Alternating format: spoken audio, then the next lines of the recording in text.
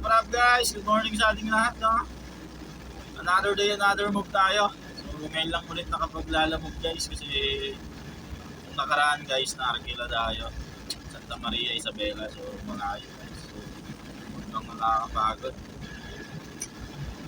9 hours ang ano natin doon, no? Ang estimated travel time natin. So yun.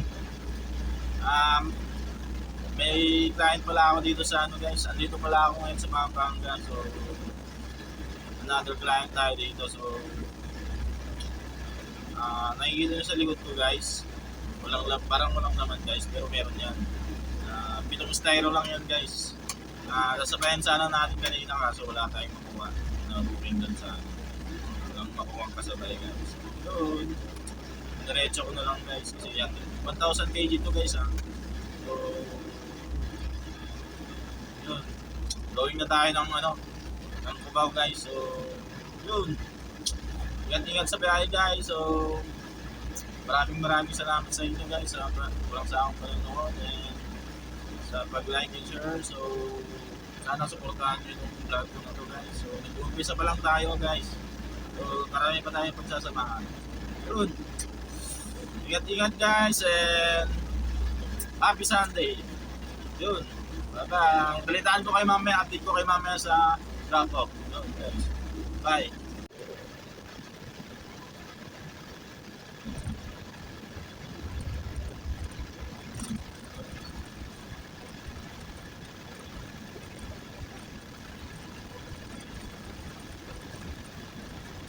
So guys, ay yung karga natin guys, oh. 7 lang styro. So di na natin nasabayan to, no, kasi wala tayong nakitang booking sa Pampanga.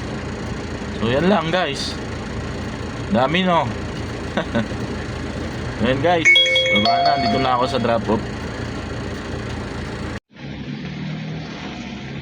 So yun, no, what up guys. So na-drop na natin yung isang kliyente natin dito sa Cubao guys. So waiting tayo ng booking. So yun, ingat sa biyahe guys, maulan ngayong hapon. So dahan-dahan sa pagdadrive and God bless you all guys.